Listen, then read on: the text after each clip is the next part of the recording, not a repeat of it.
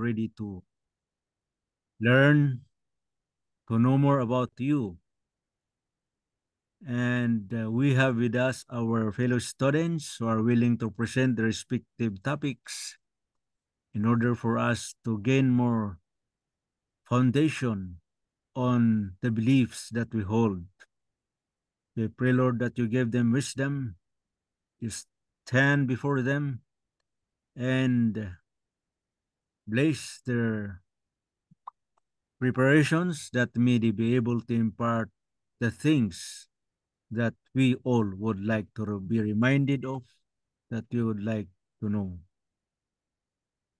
Thank you, Lord, for hearing our prayers. All these things we ask in Jesus' name. Amen. Okay, so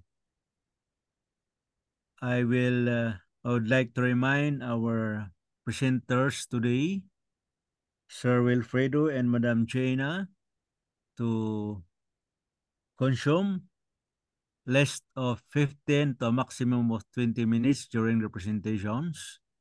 And the remaining 5 minutes will be dedicated to contributions from the class, whether a question, a verification, a comment, or maybe a take home, so that our session will be very progressive.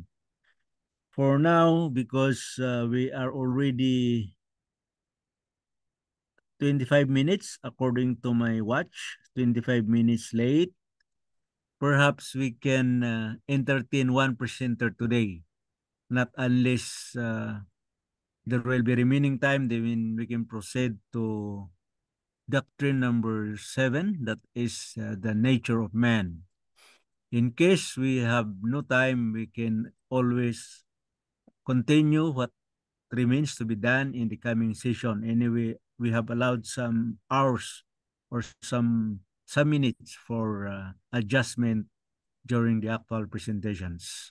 Okay, would that be all right, our presenters? Excuse me, Sir Joven. Yes, ma'am. Doc Aris said that he can't attend this morning, so you can extend your time po. Okay, okay, that's very good. Thank you very much, madam. No, Our madam po here. our beautiful CES, and thank you, Doc Aris, for being absent. Okay, Okay. ma'am.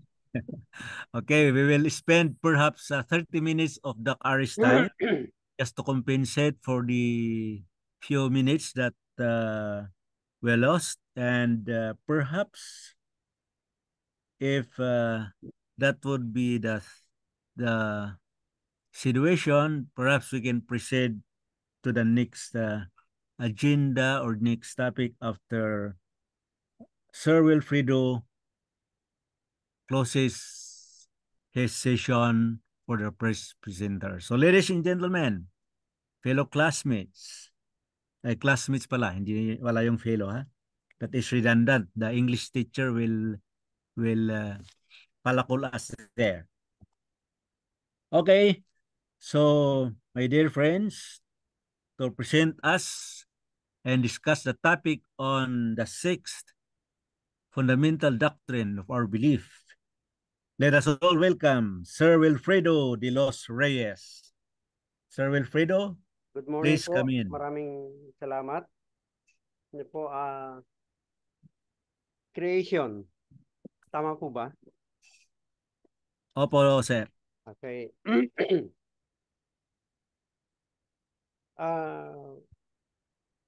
Hindi kasi tayo binigyan ng tamang malabang paliwanagan po. Pero isasamar ko sa pinakamaiksing panahon. Ang sabi po, sa day 1, ito po yung na-form, lights.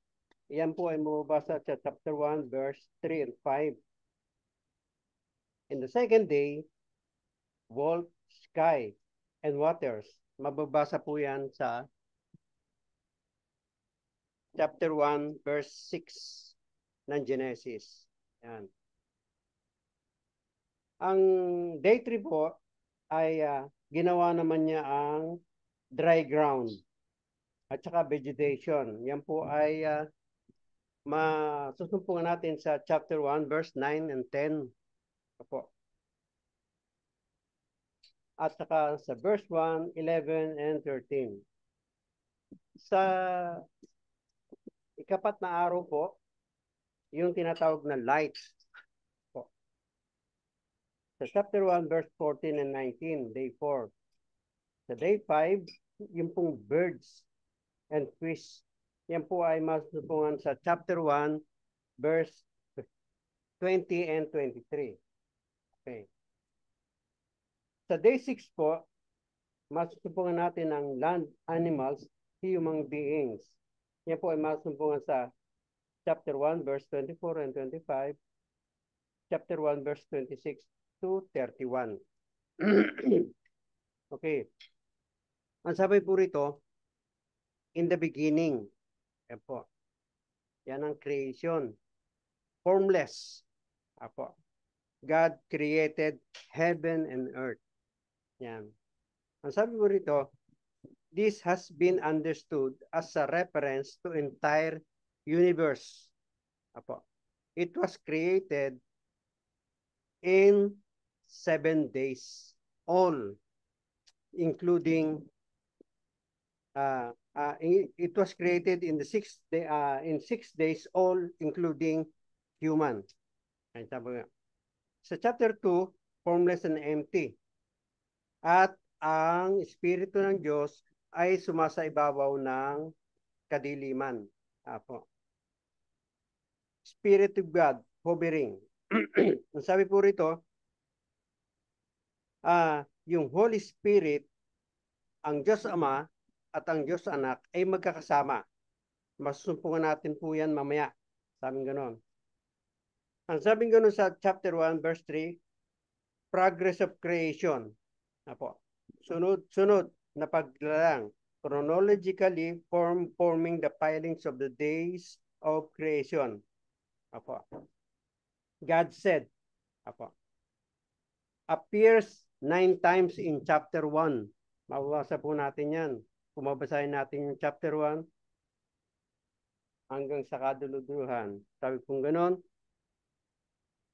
creation by the word of God, yan po ay binanggit sa Psalm chapter 33 verse 6 and 9 at saka sa Hebrew chapter 11 verse 3. Apo. Sabi pong ganon, the word of God, yan.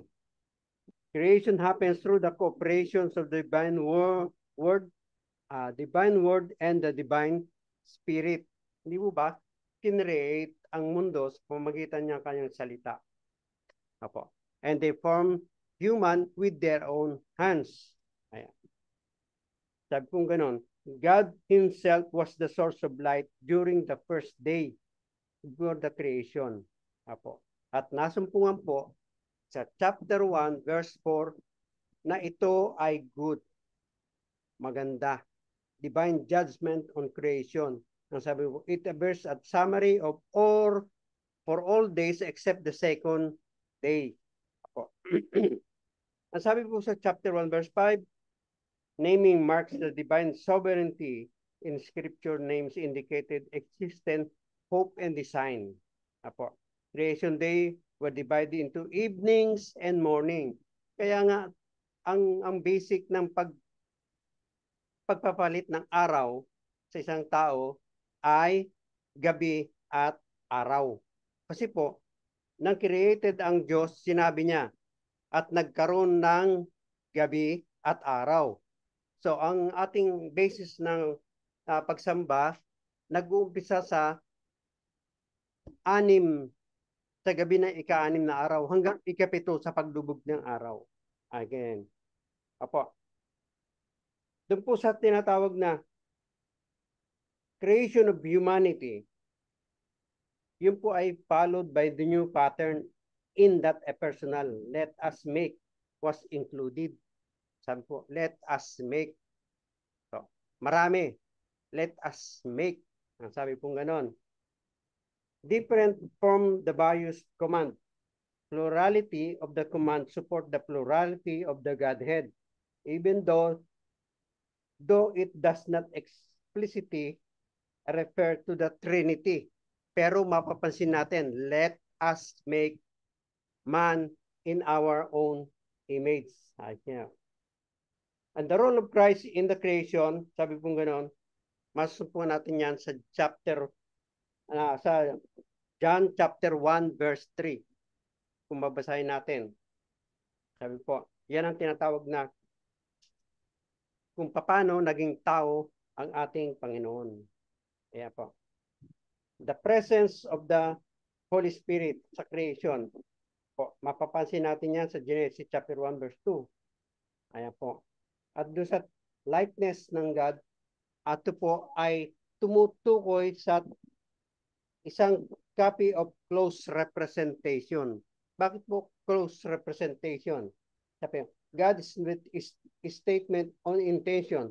God created humanity in His own image, then commanded them to dominion. Apo. Sa verse 127, male and female. Apo. Ang katungkulan noon is rule over lahat ng ginawa ng Diyos. Kaya niya nilagyan ng tao, babae, lalaki at babae, para maging tagapangalaga ng kanyang mga ginawa. Ang sabi ko refers to supreme rule. The term speaks not of exploiting the natural world, but rather a sharing in divine rule given to humanity because they are created in God's image and are those capable. Sabi pong ganon. Sabi pong ganon. Sabi, ang complete, sabi po, the complete of creation yan, is closely linked with the creation of the Sabbath. Po. Mapapansin natin, pagkatapos lalangin ang lahat na mahinga ang Diyos sa ikapitong araw. The seventh-day Sabbath is the ultimate culmination of creation as it provides, sabi po, time and space for holiness and communion. Sabi po, God does not rest because He is tired, ang sabi sa Isaiah, but rather because He cherishes community of all the days of creation. God uniquely blessed the seventh day and made it holy, indicating that it belonged to Him, sa Kanya, in a special way. The blessing of the seventh day is intricately linked to the holiness of Sabbath, which appears. Ako, yan ay pinakita sa Exodo chapter 20 verse 8 to 11 nang ibigay niya ang 10 utos. Ang sabing ganon, a part of Sabbath command, however, the Sabbath was rest that originate with the divine commandments given to Mount Sinai. Kaya nga, pag nangingilin tayo ng ikapitong araw, binabalik tayo. Binabalik tayo sa creation. Kung paano na-create ang sa anim ng araw at paano siya namihinga. Sabi pong ganun. Rather, it originates with God's personal creative activity during the week of creation. Kaya po ang sabing ganun. Ang dagdag po dito ay makikita natin yung Sabbath as a memorial of creation. Makikita natin yan sa chapter 12 verse 8 ng Matthew. Maraming salamat po. Okay, thank you very much, Sir Wilfredo. A very, very good presentation of the creation. Of course, supported with definite verses that we use to explain that doctrine.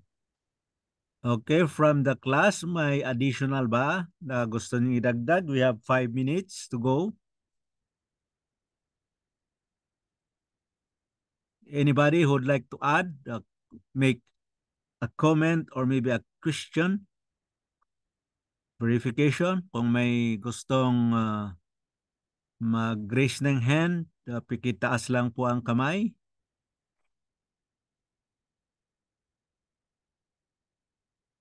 Okay.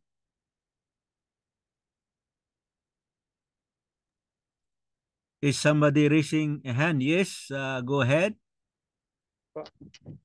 May gusto lang po akong idagdag. Ano po? Opo.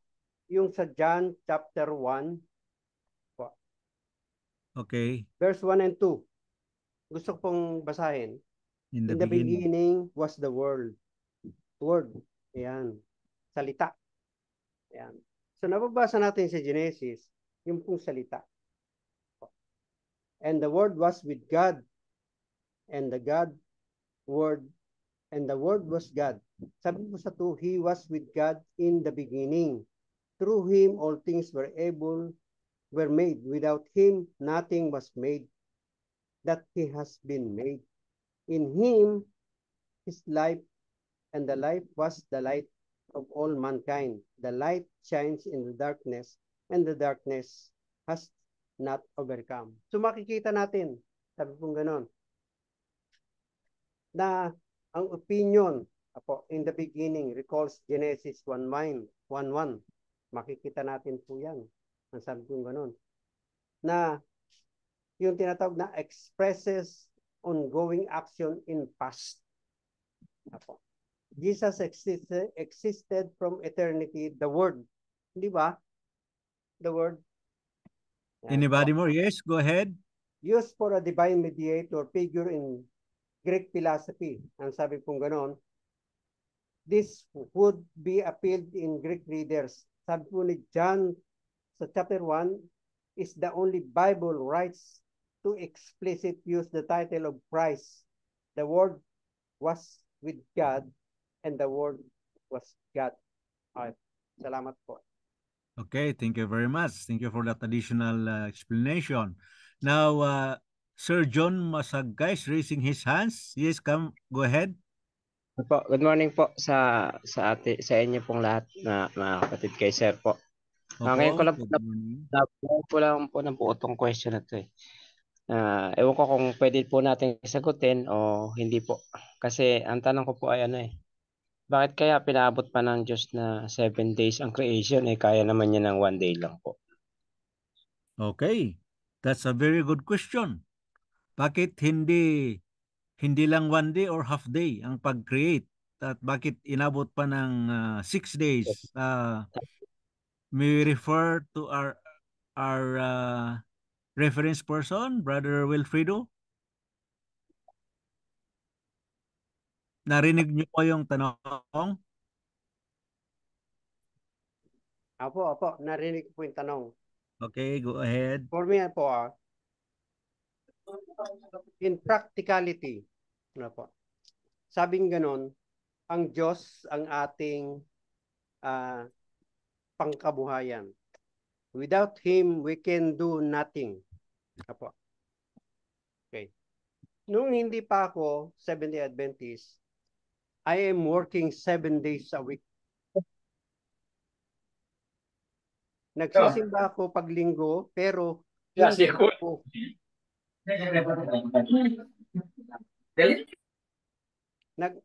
Nagsisimba po ako pag linggo, pero hindi ako, pagkasimba ko, nagtatrabaho pa ako. Po. Ipinakita dito ng Diyos, ano po, sabi nga, hindi siya napapagod. Hindi siya napapagod. Po. Ang creation po, ayon sa chronology, ay po, theological foundation of Genesis, po, create niya ang lahat ng bagay pang ipakita sa atin na sa ating pagsunod sa Kanya at pagtatrabaho natin ng 6 na araw, kinakailangan nating mamahinga. Ang tanong po, napagod ba tayo? Pagiging tao, napapagod po tayo. Pero binigyan niya tayo ng kapahingahan sa 6 na araw. Ipinakita ng Diyos yun, hindi dahil siya napagod. Ang sabi pong ganun, pinakita ng Diyos yun para sa atin. Magkaroon tayo ng kapahingahan at luwalhatiin siya. Kasi binanal niya sinanctified niya ang 7 araw. So, tatrabaho tayo ng Linggo, Lunes, Martes, Miyerkules, Huwebes, Biyernes, at sa ikapitong araw, pinakita ng Panginoon kung paano tayo makikipag-communicate sa Diyos. Upang sa ganun, luwalhatiin din natin siya. Kaya nga po binabalik tayo no? Nang sinabi niya sa 10 utos na ipangilin ng araw ng Sabat, sa Israel, pero hindi yun ang foundation ng atin ngayon. Sabing ganon, ipinakita niya kay Moses na sa pagkaalipin sa Ehipto, inilabas sila. Magkakaroon sila ng isang araw na memorial. Sa atin namang mga Kristiyano, ibinabalik po tayo sa paglalang. Ipinapakita sa paglalang kung paano gumawa araw-araw sa loob ng 6 na araw ang ating Panginoon at ipinakita niya, sinangtified niya, ginawa niyang banal ang ikapitong araw para sa tao, hindi para sa Diyos.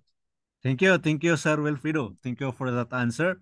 Let us give Doc Ray a time. Doc, come in. Okay, napakaganda po ng sagot ni Chaplain De Los Reyes, no? It talks about working. Ang tanong naman mga kapatid ay talagang napakaganda no? If I have to revise the question, ay pwedeng ganito, no? Kung pwede lang naman gawin ng Panginoon ang lahat ng kanyang ginawa sa loob ng 6 na araw in just 1 second.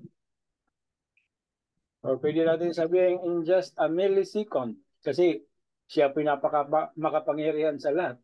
Bakit ginawa pa niya sa loob ng 6 na araw? The intention is very clear. Ang intention ko is very clear. Jesus was not just creating things. Yes. He was creating the week. Kaya umabot po siya ng 6 na araw because he had to create the Sabbath. Yun po ang reason mga kapatid. Bakit hindi niya ginawa in just a millisecond everything that have been done in 6 days. When pwede po, makapangyarihan siya sa lahat. But he was so intentional. He wanted to create a weekly cycle because he wanted to give a good gift para sa benefit of mankind. Kaya the Sabbath was made for man. Or the Sabbath was made for the benefit of man. Kaya malinaw dyan mga kapatid na talagang ang pagkagawa ng Sabbath is intentional. Otherwise, tinapos niya in just 1 millisecond lahat ng pwede niyang gawin. Tapos nagpahinga siya in the next millisecond. Okay, tapos na first millisecond tapos na lahat. Hindi yung Sabbath ay the next millisecond. Okay, so pero hindi po, no? Talagang he was very intentional for that. So yun lang naman po ang gusto kong i-contribute. Okay, thank you very much, Doc Ray. Thank you, Brother Wilfredo, for a very good exposition. Okay, we'll give one more time for Brother Jong Ablayan. Kindly, yes, you have the floor now. Yes, sir. Thank you po. Sa akin po, in my own understanding tsaka opinion po, parang related po ito sa time reckoning. When God created light in the first day, sabi dito, and God said, let there be light.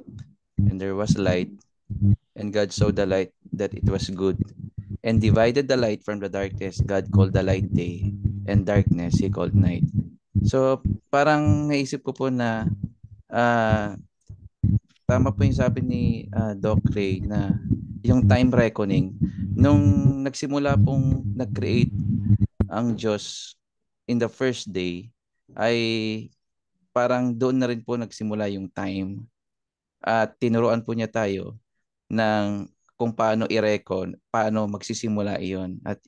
At yun, nahantong tayo doon sa Sabat nga po. So parang yun lang po. Okay, thank you for that. Okay, classmates, I believe that marami pa tayong gustong idagdag at mga tanong, but anyway, we have more time for that.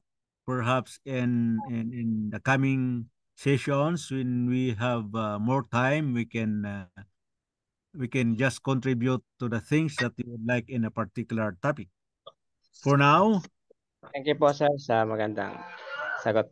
Sorry na ngayon po natutunan ko na yung time din ang na-create din. Salamat po.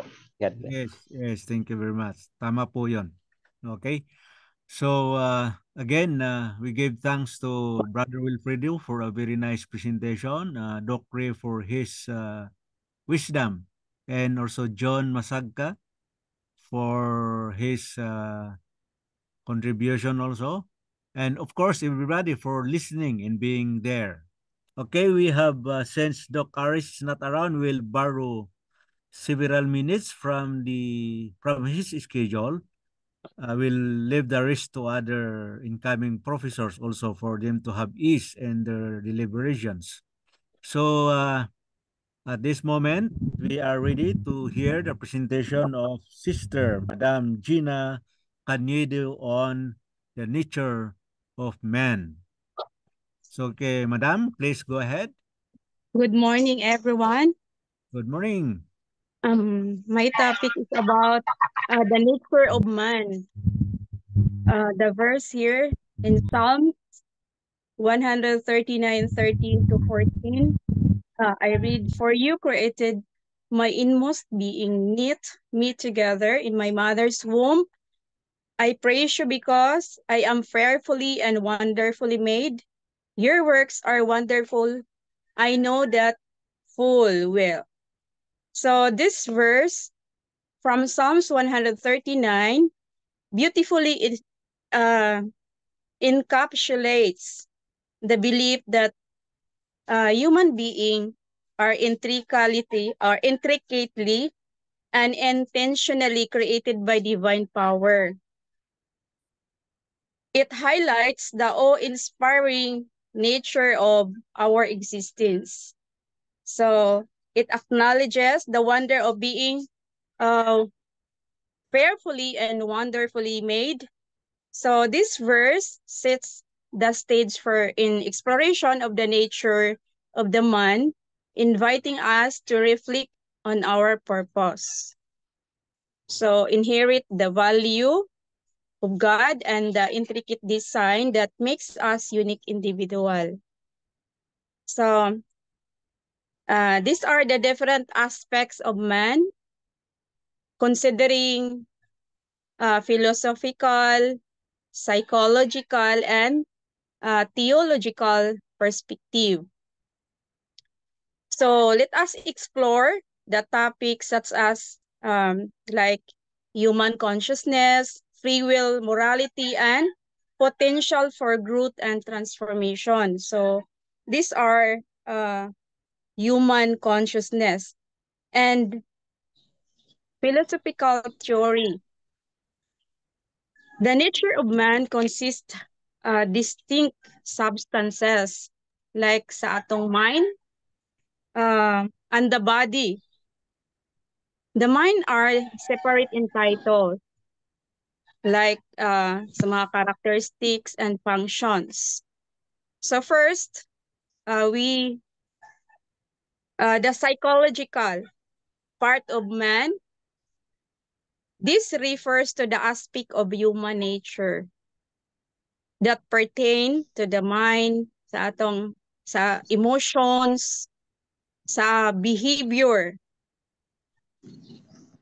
It compares the study of human mind and its processes, memories, atong mga thinking, to solve the problems.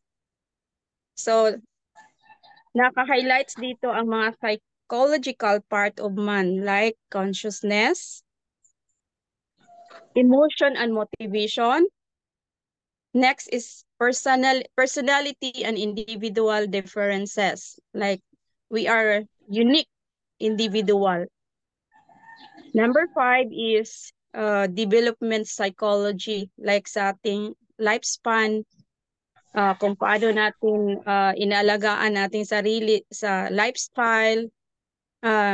It involves also the physical changes. Next is abnormal psychology. This belongs also the psychological part of man. Number 6 is abnormal psychology. Involved dito ang disorders and mental health conditions. So, dalawa ang sinabi ko kanina, no? Next is theological. Ano bang first? Physical. Physical first. Next is theological perspective. This theological perspective explore the nature of man from being a religious and spiritual standpoint. So, include na siya sa creation, sa theological perspective. Creation, nag-recognize siya that man is created by God in his own image. So, this theological perspective of man. So, highlights, meron siya dito ang value of every human being, our self-worth, how we value our worth, our self. Next is sin and fall of man. So first, creation. Next is the sin and fall of man. So the theological perspective acknowledges that man is fallen and separated from God due to the presence of sin. Dahil na nakasala or naglabag ang isang tao, so na-separate ka sa Diyos. Then it recognizes the need of redemption and restoration through divine intervention. So, meron namang redemption and intervention, restoration and redemption through the divine intervention. So the verse here is, for all have sinned and fall short of the glory of God. The next is redemption and salvation. It emphasizes the possibility of redemption and salvation. But through faith in God and the work of Jesus Christ, it highlights the transformative power of God's grace and the potential for spiritual renewal. Kahit nagkasala ang isang tao, meron din siyang possibility nga ma-redeem through the intervention of God. So according to John 3:16, nga support text for saba ang text and John 3:16. I forgot. So let's tayo sa 4. Moral responsibility. For God so loved the world that he gave his only begotten Son, that whosoever believeth in him should not perish but have everlasting life. So these texts are the support of redemption and salvation. So number 4 is moral responsibility. Recognizes that man has moral responsibility and is called to live in accordance with God's command and principles. So it emphasizes also the importance of ethical living and love for God and others. So vertical and horizontal love. Support text sa Bible verse, he has shown you, O mortal, what is good and what does the Lord requires of you. So to act justly and to love mercy and to walk humbly with your God, found in Micah 6:8. So another responsibility here is psychological highlights of man, divine purpose and destiny. So acknowledges that man has a divine purpose and destiny. So naay purpose ang Ginoo sa ating lahat. Bakit kung bakit nilalang o linalang niya tayo. And it recognizes the potential for spiritual growth and transformation and the fulfillment of God's plan for its individual's life. So the support text here is found in Jeremiah 29:11. For I know the plans I have for you, declares the Lord, plans to prosper you and not to harm you, plans to give you hope and the future. So, ito lang muna ang i-report ko kasi galing kami sa anniversary kagabi. Kaya nga ganito ang report ko. Highlights of the human nature. So, kung tanungan niyo ako, okay lang. Thank you, Doc. Thank you very much, Gina. Thank you for the presentation. Okay, let's follow the same order. Are there contributions, questions, verification that anybody would like to raise? It's already 10 o'clock, so we have 15 minutes for the time. Meron pong nagtataas ng kamay. Gustong mag-add, do I see hands raised?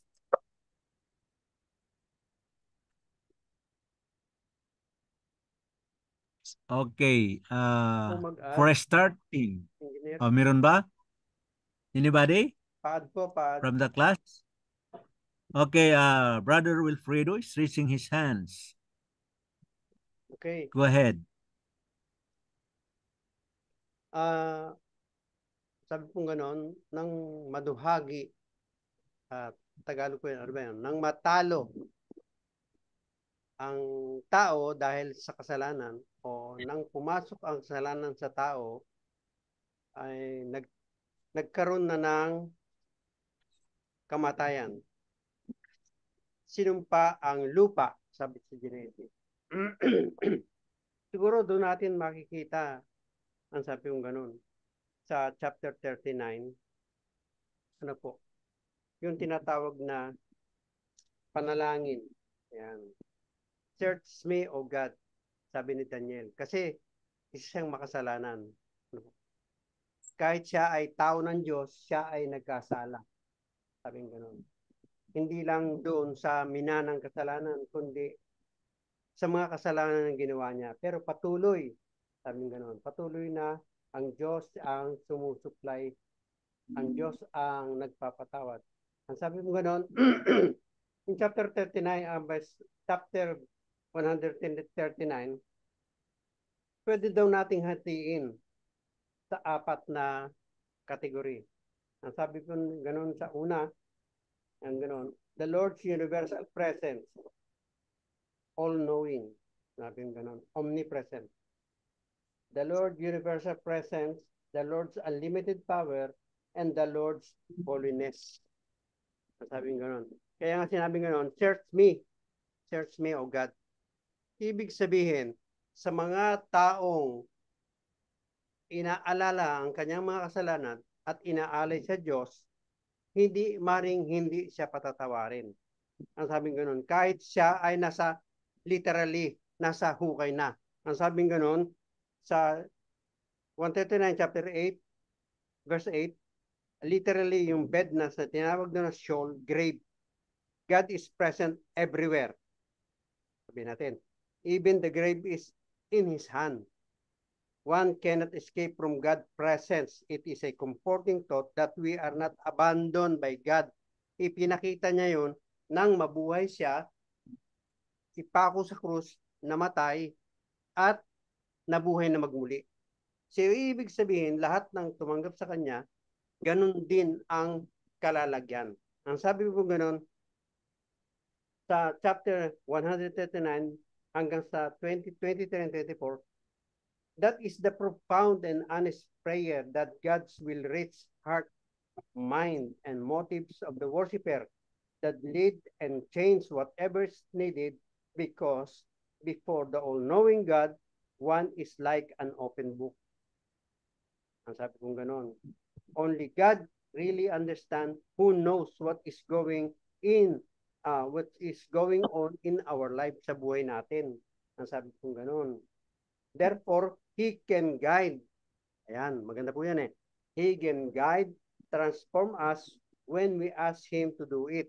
Nang maduhagi ng kasalanan ang tao, ito lamang ang kasalukuyang dapat gawin. Ang sabing gano'n, nagbigay ang Diyos ng option agad sa babae, manggagaling ang binhi.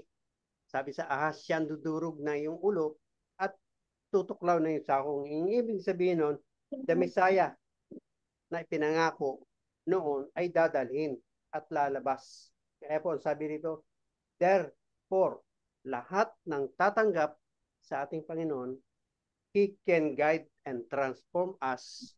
Sabing ganon. When we ask Him to do it. Ayan po. Ask Him to do it. Sabi sa John 3:16 ni Sister, hindi po lahat tatanggap sa ating Panginoon.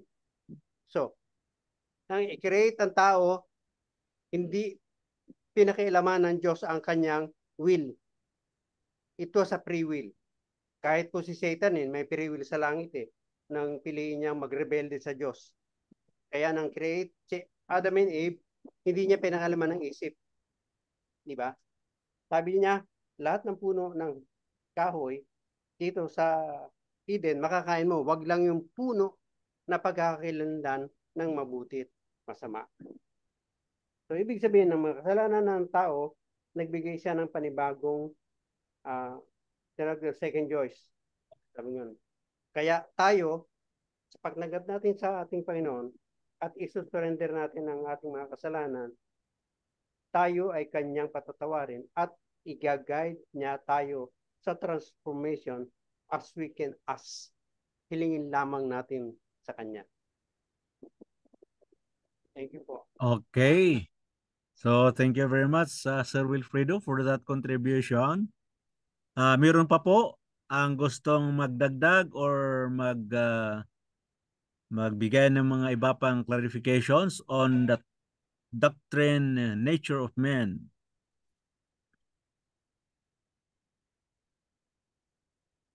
Ma'am Gina, are you still there? Yes po. Yes. Okay.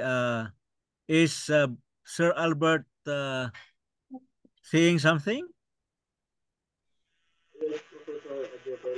Gusto pong magsalita si Sir Albert? Okay.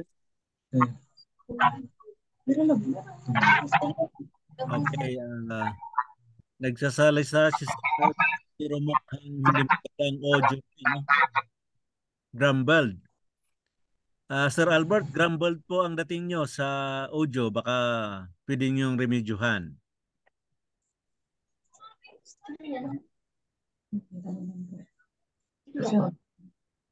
Hello, Sir Joven. Good morning po. Good morning. Good morning. Go ahead. Since we still have time, so for the sake of consuming it, let me ask this question. Is Adam and Eve created by God immortal? Come again.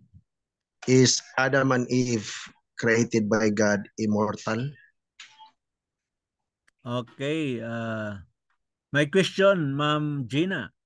Tanong ni Sir Albert Taraya, if Adam and Eve is created by God, are they immortal? Ganun po ba yung tanong, Sir Albert? Yes po, Professor Joven. Okay. Did you get that, Ma'am Gina? Ma'am Gina? Parang nawala sa circulation si Ma'am Gina. Ma'am Gina, are you there? Okay. Sir Albert, moment ha. Stand by. Somebody's raising. Okay. Saglit. Nandyan pala si Ma'am. Ma'am Gina. We cannot hear you. Ma'am Gina, are you talking? Nakamute po kayo. Ma'am Gina, nakamute po yata kayo. Ma'am Gina, do you hear me? Nakamute Yes, po kayo. sir. I Yeah. hear you. Nakuha niyo yung tanong? Opo. Okay, sige, please give your answer. Based on according to your question, is Adam and Eve are immortal? Based on the biblical account, Adam and Eve were not immortal because of their disobedience. So, because of their disobedience, that lead them to introduction of immortality. So, dahil nagkasala sila, yan ang dahilan na naging immortal sila. Okay po ba, sir? Nasaan na ba ko? Hello? Okay, Sir Albert, did you hear the answer? Narinig niyo po ba yung sagot ni Ma'am? Because of Yeah. their disobedience, that makes them immortal. But God created them perfect. Ang purpose sa Diyos is mortal, but because of disobedience, that lead them immortal. That's my answer for you. Baligtad yata, baligtad. Baliktad po, baliktad. Baliktad ba? ang immortal po ay living forever o walang kamatayan. Ang mortal po ay may kamatayan. Okay. Sorry. That lead them mortal. So Ma'am Gina, so before Adam and Eve disobeyed God, they were immortal. They were created by God immortal before disobedience. According to the purpose of God, according sa biblical perspective or biblical base. Support. They are immortal before the sin. Yun ang ibig niyo sabihin. Before the sin. Okay. Confused ko sa immortal of mortal. Mortal is may kamatayon? Yes. Mortal died. Yes, mortal died. Immortal mamatay. Mamatay yung mortal. Yung immortal hindi po mamatay. Sorry. Okay. Confused. Para mag-aralan. Kulang katulog. Okay. Ako lang Grace nga question para for the sake bitaw discussion kay nagpamantay time. Okay. Siguro yung hindi lang ma-express ni Ma'am Gina ang vote niya pasabot. Ang gets na ako sa iyang presentation ganiha. Na nag-mention siya about obedience. Ang punto siguro ni Ma'am Gina is he created Adam and Eve with conditional immortality. So as long as they were obedient to the law of God, they will forever live. Ang tawag din is conditional immortality. Correct po, tama. Okay, thank you, Doc. May mga question nagre-raise. Let's give them the chance. Kanina nauna si Brother Jong. Please stand by, Sir Noel. Sir Jong, go ahead. Pwede po mag-question, sir. Oh, sure. Ang question ko po ay, when God created us in His own image, ano po itong image na to? Is it the physical resemblance of God or may iba pa? Yun lang po. Wow, that's a very good question. Sabi niya, let us create man in our own image. Make man in our own image. Does that mean what particular aspect of that? No? Anong tingin mo, Ma'am Gina? Sa tingin ko po, Sir or Doc, is the character of God represent the image described for that statement. The character of God. Okay. Saglit ha. Sir Joel, is your what you will see has relation to the question, Sir Joel?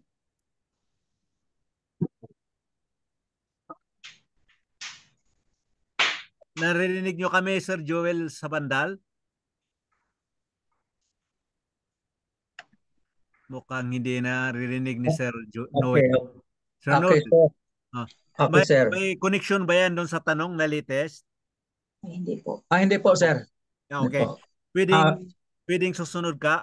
We will have to finish the first question of Brother Jong para hindi Sige tayo po. Sige po, sir. Sige po.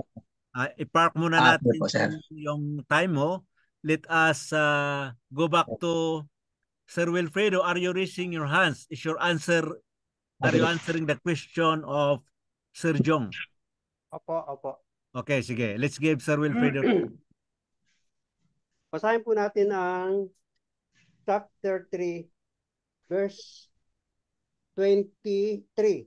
Ito po yung sagot doon. Tandaan po natin. Kinakailangan nating sumagot sa Biblia. Biblia ang sasagot. Kasi naniniwala tayo na ang Bible alone. Apo.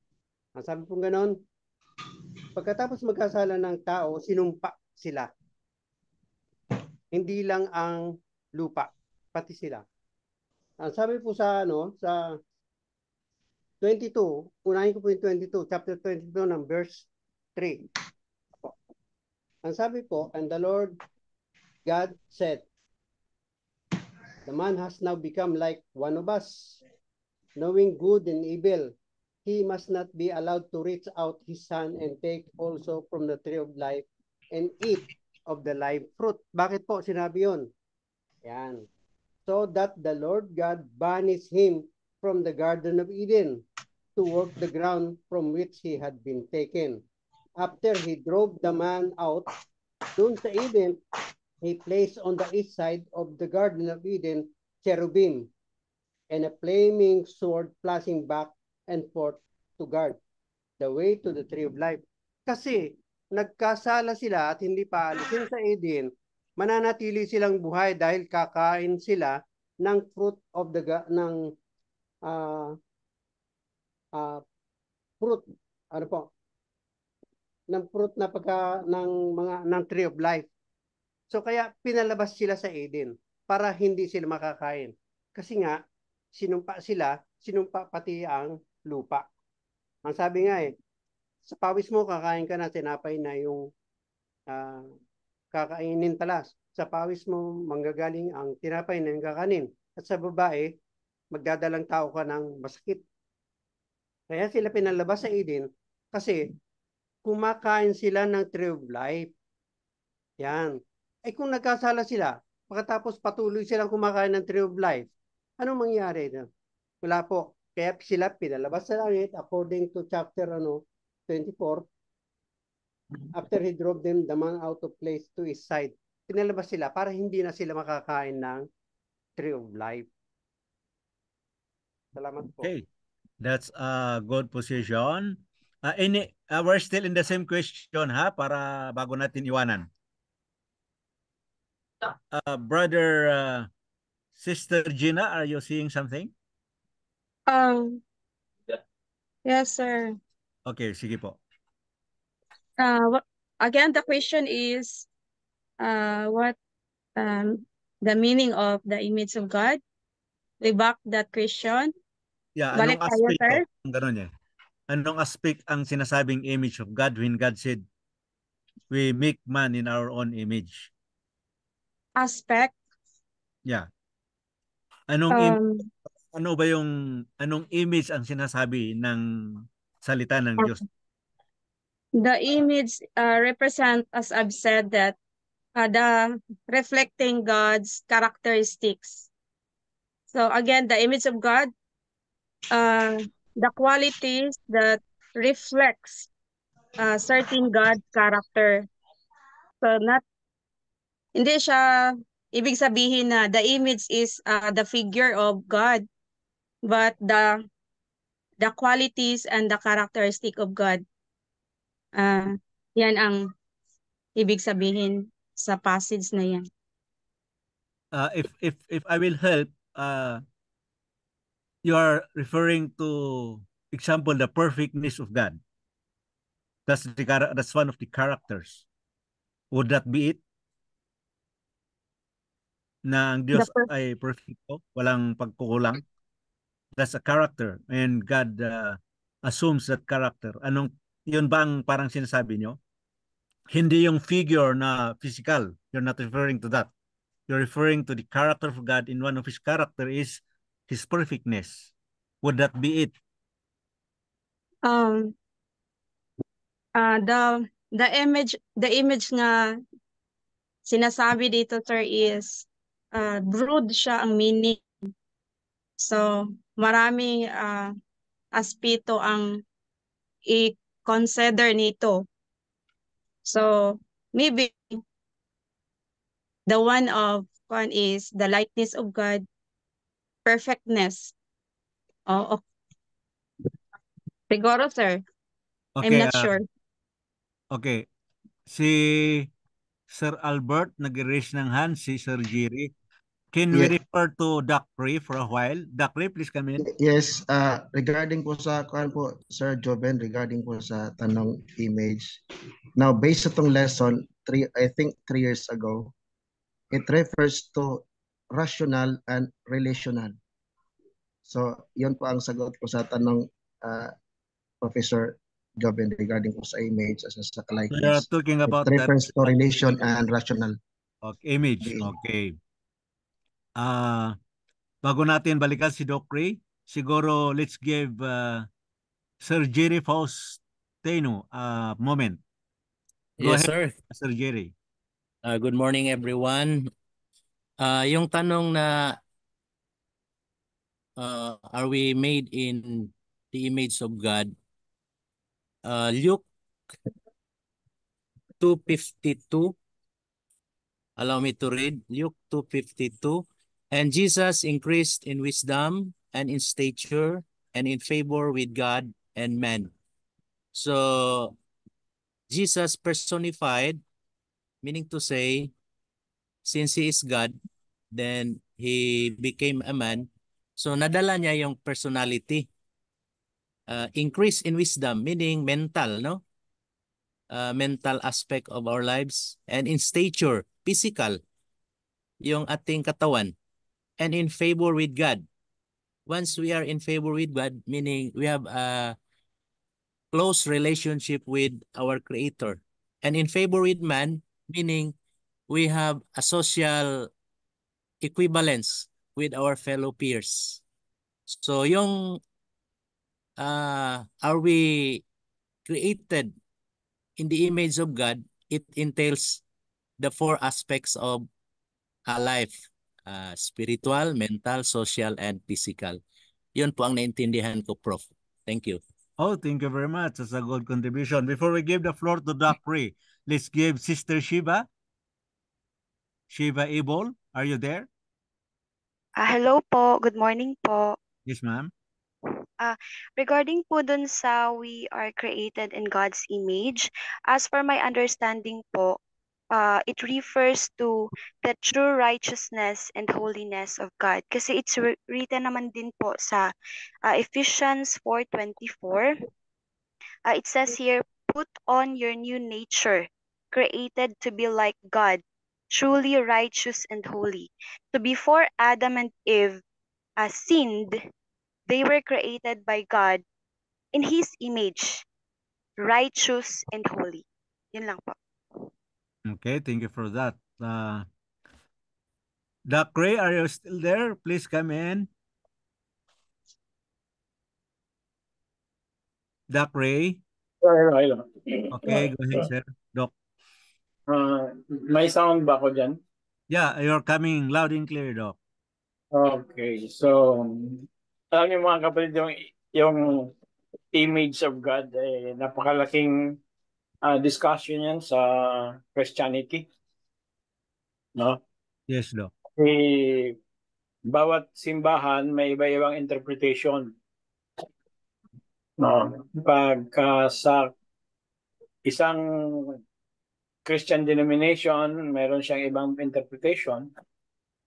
Sa Seventh-day Adventist din, sa konteksto ng Seventh-day Adventist, meron siyang ibang interpretation. Kasi po,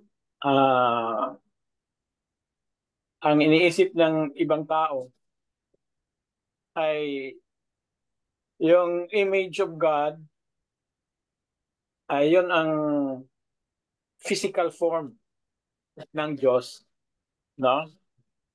When we say physical form, not necessarily about flesh and blood, but about yung hogis. No, yung hogis. Yun ang iniisip ng ibang tao. No? Kaya nagkaroon ng maraming interpretation. Kaya lang, nandoon din ang isang tanong, ano ba talaga ang hugis ng Diyos? Yung po ba'y hugis ng tao? O meron siyang kakaibang hugis? Yung po ba'y hugis katulad ng ang Diyos ay may buhok, may mukha, may dalawang mata, ilong, tenga, baba, chin, dalawang kamay ang Diyos, no? May katawan at saka etc. Yan po'y palaisipan mga kapatid hanggang ngayon, no? Kasi po nang magpakita ang isang persona, nagpakita siya just like a dove, parang kalapati. So hindi po pala pwedeng i-restrict ang itsura ng Diyos sa tinatawag physical form. Kaya yun po hanggang ngayon nanatiling misteryo. Kung ano ba talaga ang hugis ng Diyos. Yung po ba'y hugis tao?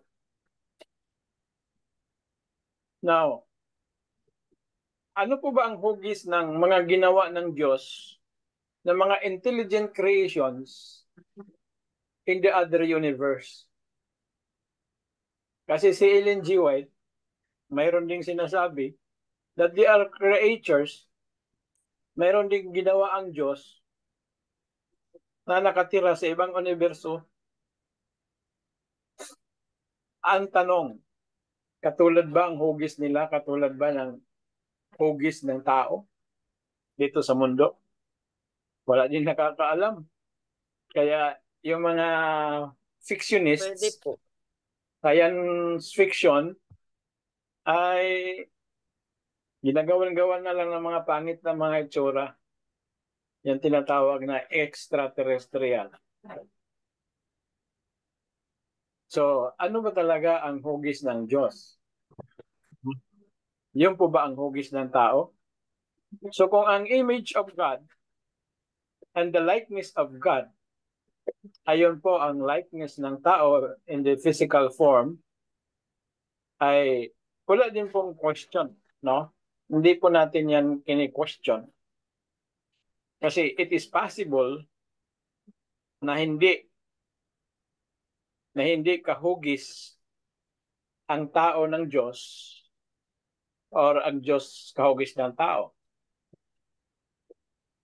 Pero sa kanyang mga manifestations, pwede siya maging katulad ng tao sa hugis. No?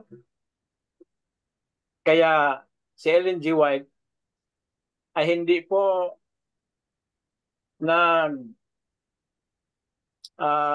sabi tungkol sa tinatawag na exact physical features ng Diyos, kundi ang kanyang sinabi na ang image of God is more about the moral and spiritual attributes. Like for example, sa pagiging mapagmahal, pagiging mabuti, pagiging just, or mayroon tinatawag na mga moral choices na yun din po ang mga attributes ng ginawa niya yung tao. If we say that physically parehas, hindi po natin inaano po yan, hindi po natin hindi po tayo nagdi-disagree doon. And neither do we absolutely agree. Pero when it comes to morality, the physical attributes, the intellectual capacities or the ability to think, most likely, ayun naman po ang sinabi din ng ating propeta, ayun po ang ibig sabihin ng the image of God. Yun po ang imahen ng Diyos. So yun po ang sa atin mga kapatid. Pero kung physical, wala naman din problema kung gano'n naman talaga din, kung gano'n din talaga ang itsura ng Diyos. So, ang kautusan, Exodus 20 verse 3, ang sabi, thou shalt have no other gods before me, thou shalt not make unto thee any graven image.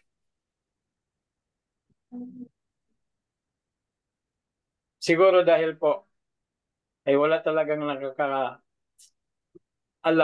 kung ano talaga ang itsura ng Diyos. Except for ano ang representation. Yun lang naman po ang sa akin mga kapatid. So it's more of a character, it's more of morality, spiritual attributes, of course, yung intellectual capacity, the ability to think and to decide.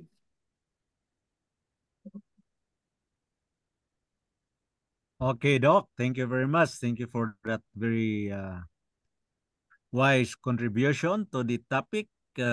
What image is God talking about when He said, "Let's make man in our own image"? Merong merong naka-raise. Let's check our time. Okay, let's give 5 minutes to some people who'd like to, according to appearance.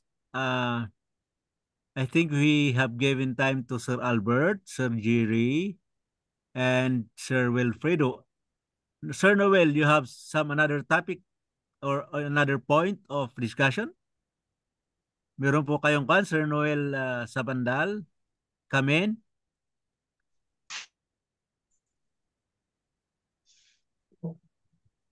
Okay po.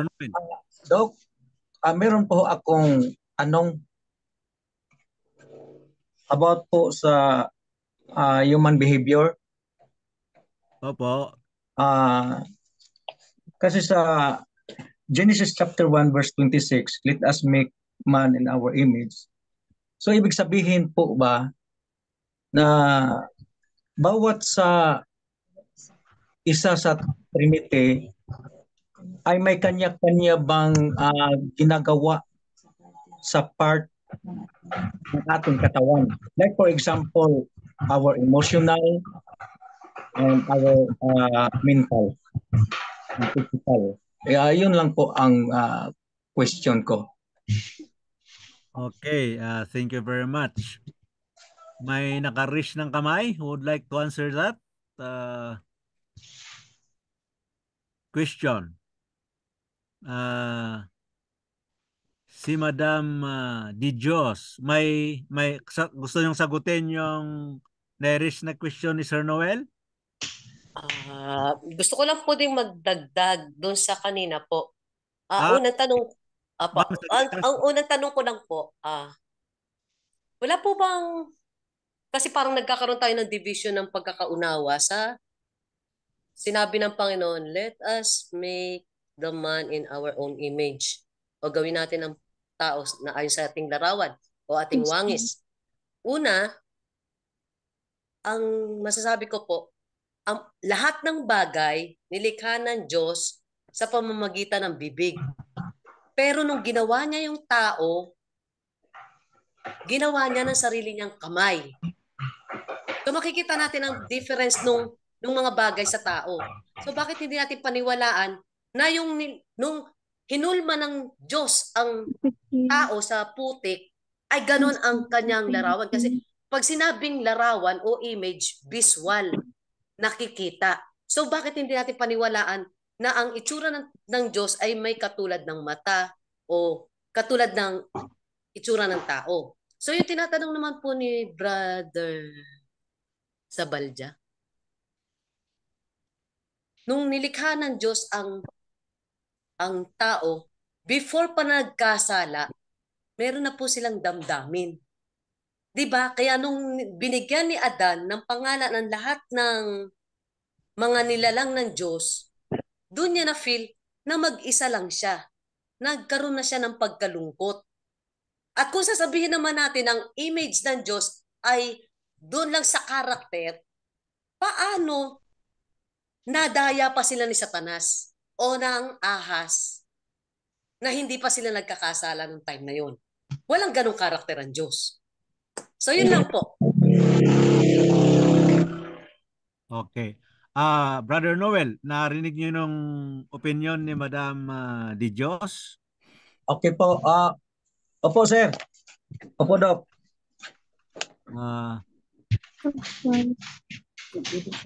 Other persons here would like to add more? My position po.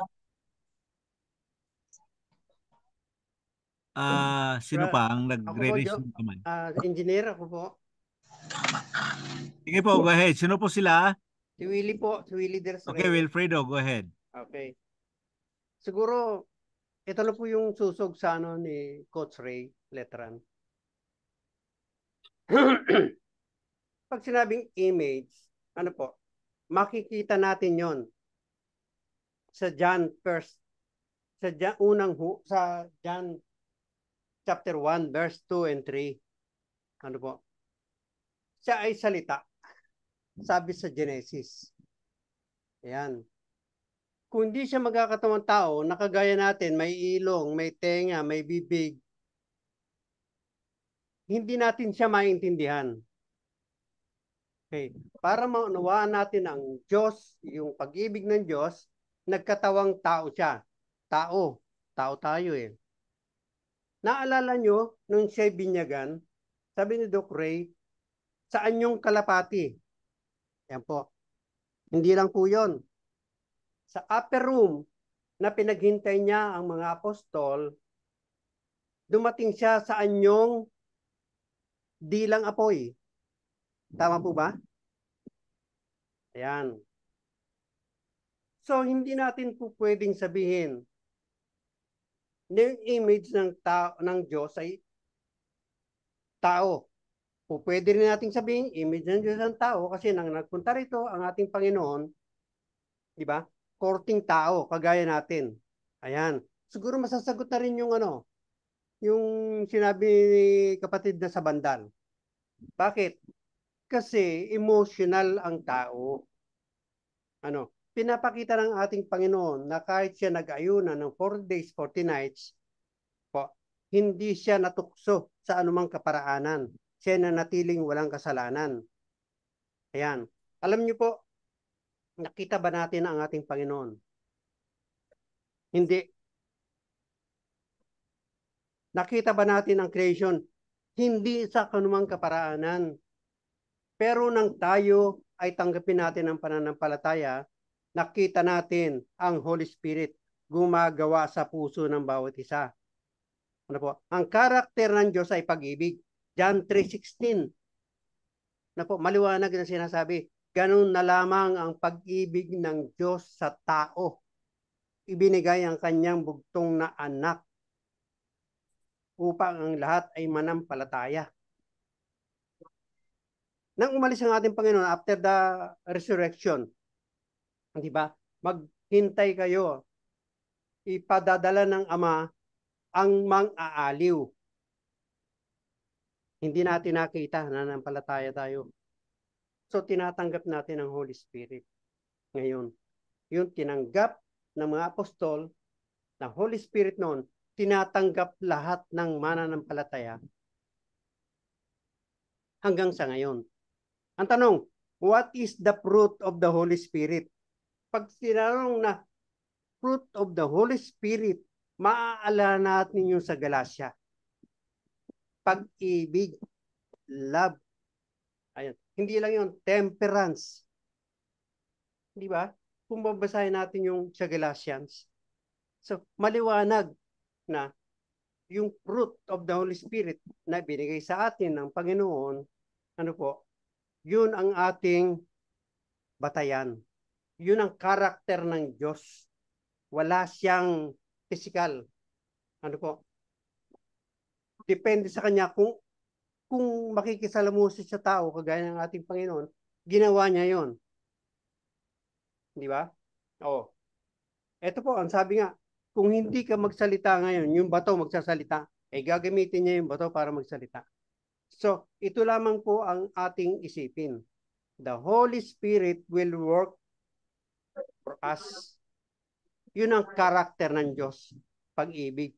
Kinakailangan mamunga yung karakter ng Diyos na ipinahiram sa atin, which is the Holy Spirit. Yun ang pag-ibig. Kaya, kung dati hindi ko umiibig sa kaibig-ibig, iibig ka na. Diba? Salamat po. Okay, thank you very much. Let's bring back Coach Ray back. Doc, come in. Mga kapatid, itong klase na ito ay theological class po. No? So, huwag po kayong mag-alala na mayroong kakaibang mga ideya, no? Mga ideas, opinions na sinishare yung iba, no? Kasi that is healthy discussion, no? As long as you are not dogmatic of your opinion, no? The discussion remains healthy. Except kung pinipilit mo na yung gusto mo at pinipilit mo lang tanggapin ng iba yung ideya mo, no? Kasi you have already become dogmatic at that point. So this is a theological discussion, but the good news is that nagkakaisa po, no? Katulad ng sinabi ni, sino ba yung nagsabi kanina na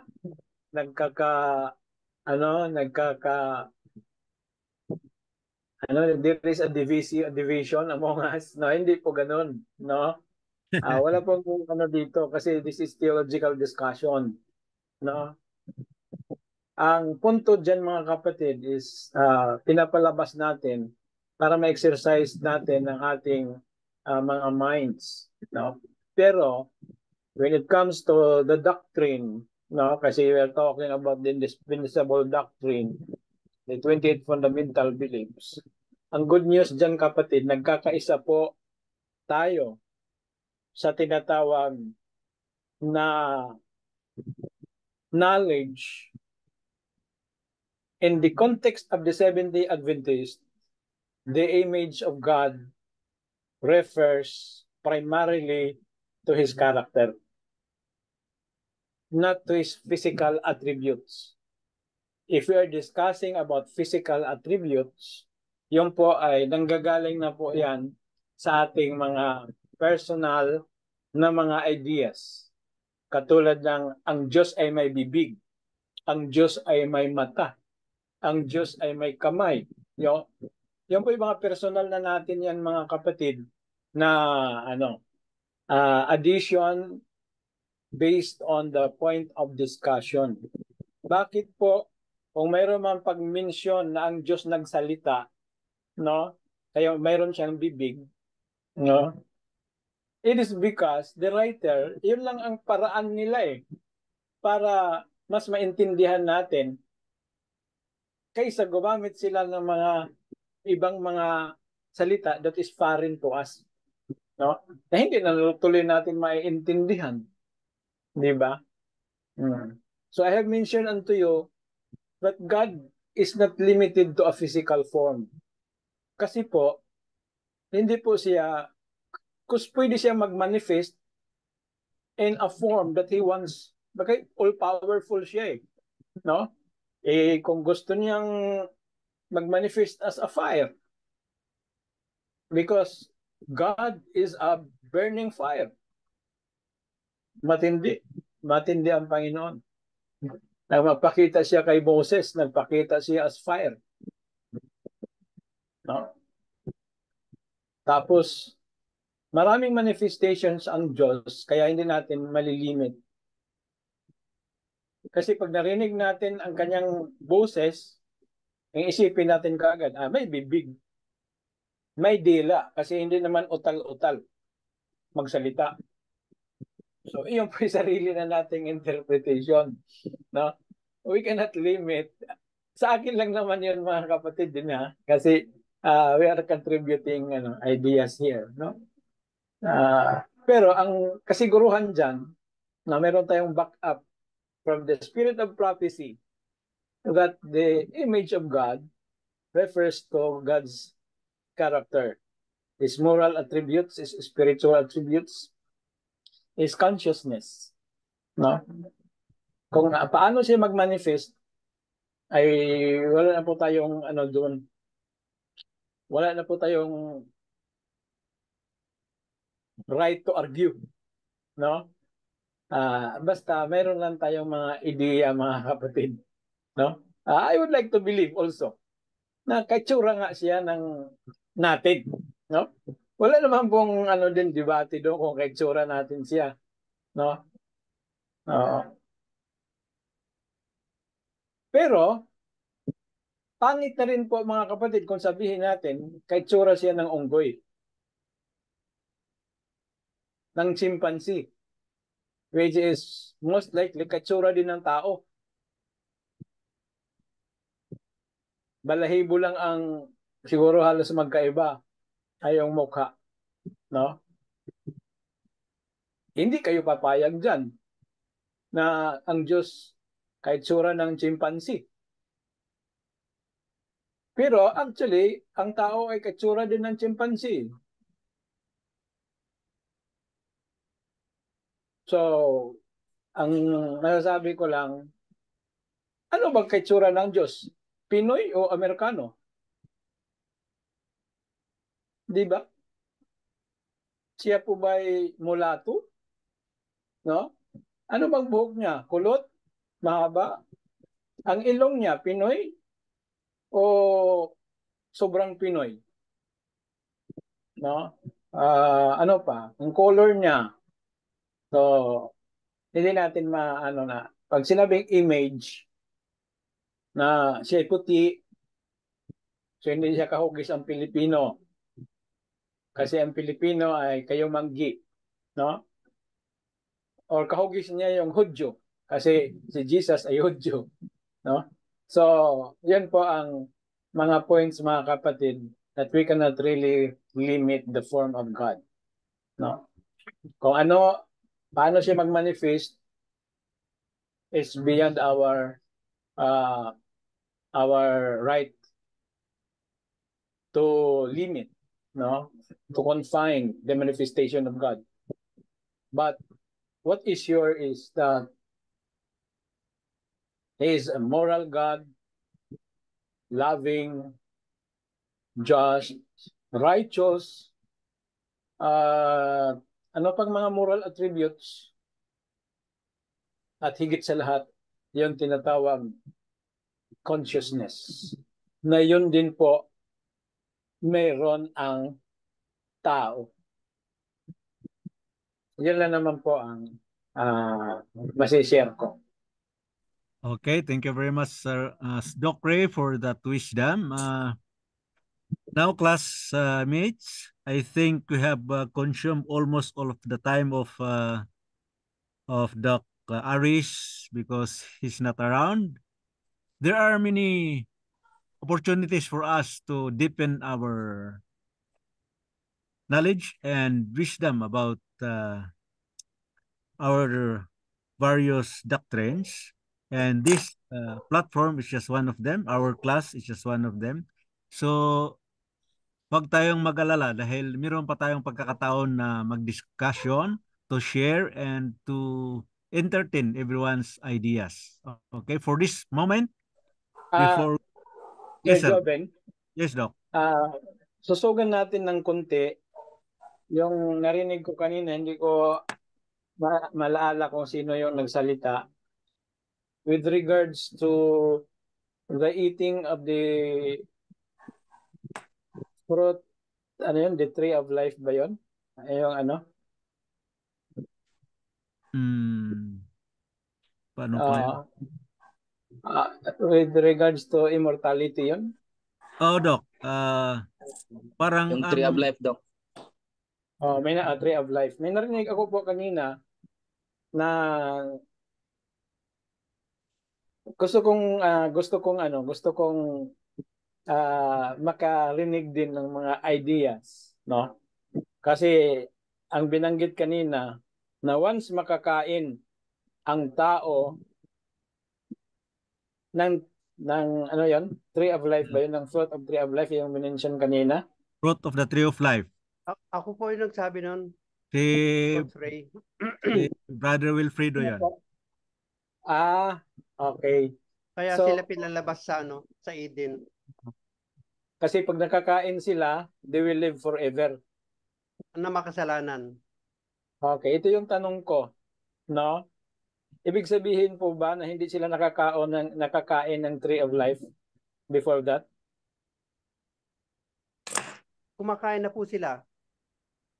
Hindi So lang they po will live forever. Apo. They will live Kaya forever. po, sorry po, ang sabi ko po, kaya sila pinalabas, sabi sa ayon sa Genesis, doon sa Garden of Eden, baka makakain sila ng bunga ng tree of life. Apo. Kasi kung makakain sila noon, mananatili silang makasalanang buhay. So pinalabas po sila sa Eden at pinabantayan doon sa Arkanghel na may nag-aapoy na itak. Yun po ang din ang gusto kong itanong, no? Kasi palaisipan yan hanggang ngayon, no? Kasi kung makakain sila, they will live forever. Opo. Kung hindi sila makakain, they will not live forever. Tama? Ibig sabihin, before sila nagkasala, hindi pa sila nakakain. Kasi kung makakain sila, the point is, pag nakakain sila, they will live forever eh.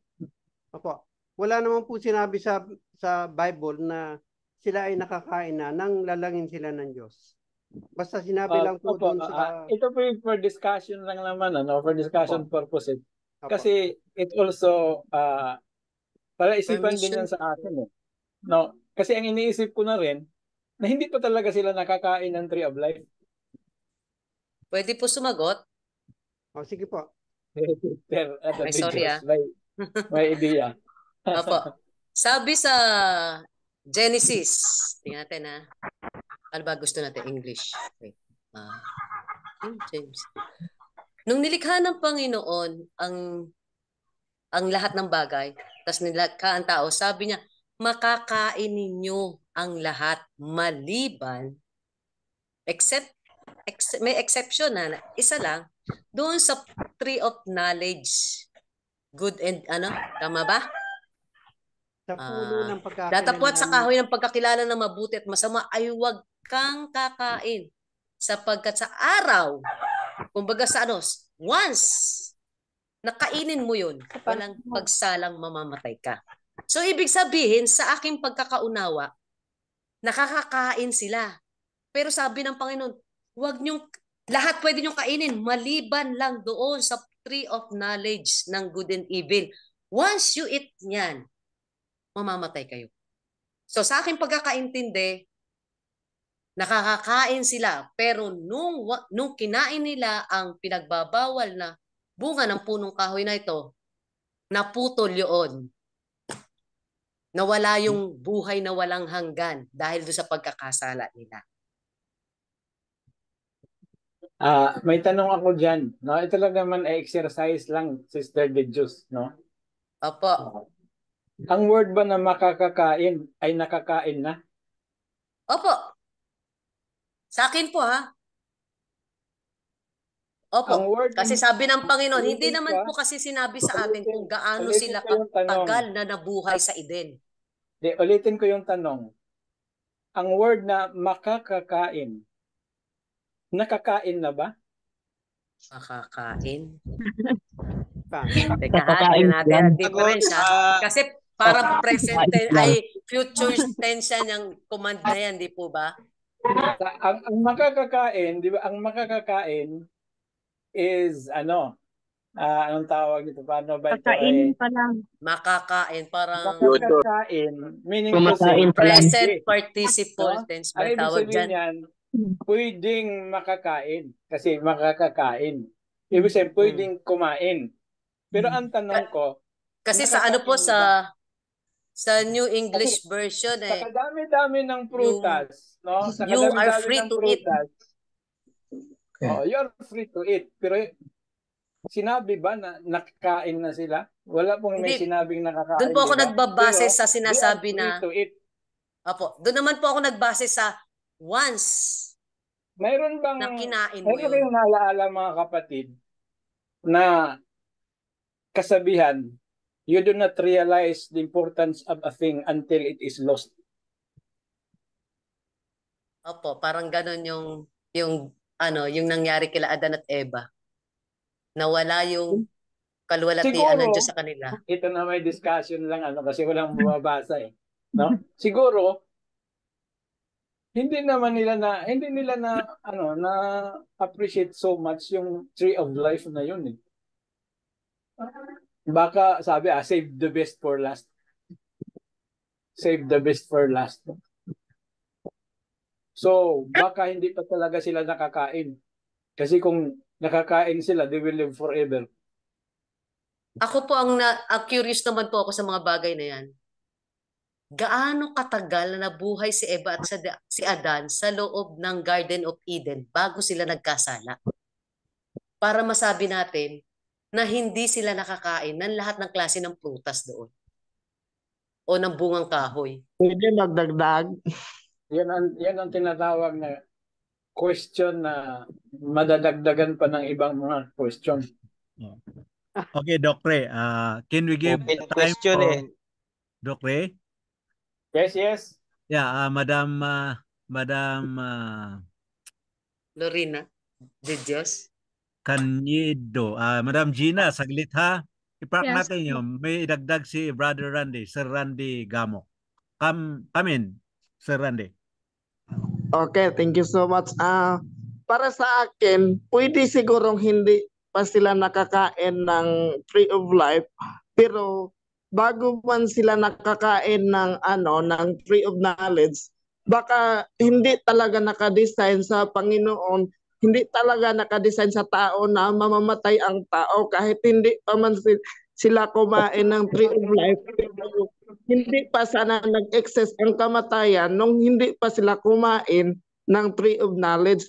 Pwedeng nakakain sila, pwedeng hindi sila nakakain, pero kahit hindi sila nakakain ng tree of life, hindi sana mamamatay ang tao kung hindi nila kinain yung tree of knowledge.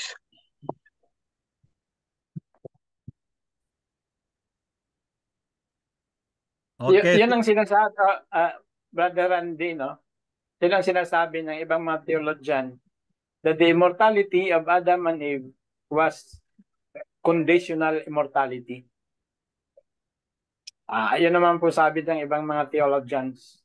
Conditional immortality in the sense na they will live forever if they will continue to become obedient to the commandments of God. Lalo na doon sa hindi pagkain ng tree of the knowledge of good and evil. Okay, we have 5 Kasi, minutes. We have 5 minutes. ganito ba? Sir Joben. Kasi I have an opinion lang ito, mga kapatid, no? Na hindi pa talaga sila nakakain sa tree of life. No? Bakit? Kasi kung sabihin natin na ang tree of life is a tree that will enable them to live forever, no? So, ibig sabihin, ang tree of life wala siyang virtud, wala siyang power to give life until magkasala ang tao. Kasi ang sinabi ng ating isang kapatid kanina, na once na makakain sila sa fruit of the tree of life at makakain sila ng tree of life, they will live forever. The sinner. Ibig sabihin, kung nakakain na sila ng fruit of the tree of life, walang virtud yun. Parang common tree lang siya, Doc. Hanggang sila magkasala. Doon pa magkakaroon ng virtud ang tree of life to give immortality. Which is, para sa akin, that will be incongruent. No? Na ang tree of life, ang kanyang power, nagdepende kung makakain ka ng prutas ng knowledge of good and evil. Kasi pag hindi ka makakain doon, you will not live forever. Hindi po ganun, no? Kaya I have a belief, opinion lang na hindi po talaga sila nakakain ng tree of life. In other words, kung nakakain na sila, kahit nakakain sila ng fruit of the tree of life, they will live forever. Okay, connection with classmate. Yung po ay opinion lang. Okay, thank you, Doc. Thank you, Doc, for those guidance. Jones, okay. Classmates, we have no more time, no? We will use perhaps 20 minutes next meeting for the continuation of that topic. Because I suggest that you continue the research. Come again, Doc.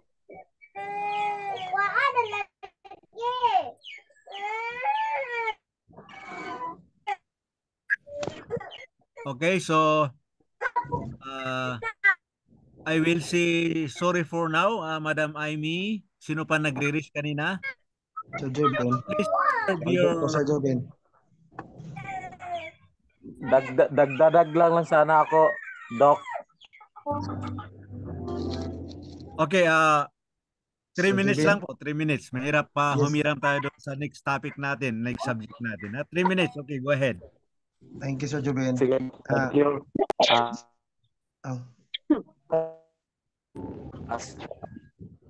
Sa record kasi, inallowed ng Diyos, siya ng iba na sa lahat ng makikita, i-allow niya ipakain lahat. Enjoy si Abe at si Adad.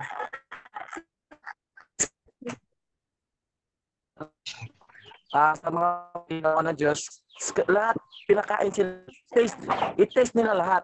Pero pag dumating doon sa Garden of the Center, na yung pagkain na bawal kahit hawakan, yun ang nalagay sa isip nila. Ito yung scenario kasi, Doc. Ang nangyari kasi, pag time na naghiwalay yung babae, si Abe, yun na.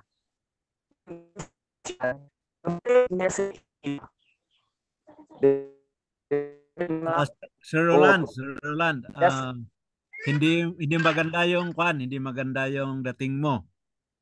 May question, may choppy at saka hindi tuloy yung dating mo sa okay, ganito na lang. We will give you time. We'll give you time next meeting, okay? We will entertain that next time. Para kasi hindi rin marinig eh. It's useless to use the time. Hindi rin namin marinig gusto niyong sabihin. Because challenge in your... Okay lang. Okay? So, hingin ko lang yung time. Hingin ko lang yung 3 minutes sa Joben sa kanya. Yeah. Okay, so thank you, Sir Joven. Okay, we'll give you another time next Sunday, so that you can. Thank you, Doc. Next na lang next. Okay, sige. Thank you very much. So, for now, I would like to thank or give my thanks to our presenters, Sir Willie in the first doctrine that we tackled, and then Madam Gina for the second subject on the nature of man, which invited many wisdom and knowledge from the group. So that's how to learn theology. It's a broad subject, and we have to try to do our best to assimilate all the things that we've said a little while back, and hopefully it will retain in our hearts, in our minds. So thank you everybody for joining the class. I would like to close this meeting or this class with a short prayer again. Let's bow down our heads. Our most loving and gracious Heavenly Father, we again give you back the glory and honor because you have given us the wonderful time to deepen our knowledge and wisdom regarding your word, your will. We ask you to instruct us so that we will be continuous, courageous learner of your word. Thank you, Lord, for hearing our prayers, and Jesus we pray. Amen. So, thank you very much, everybody. We'll give the next professor his time. See you next Sunday. So pray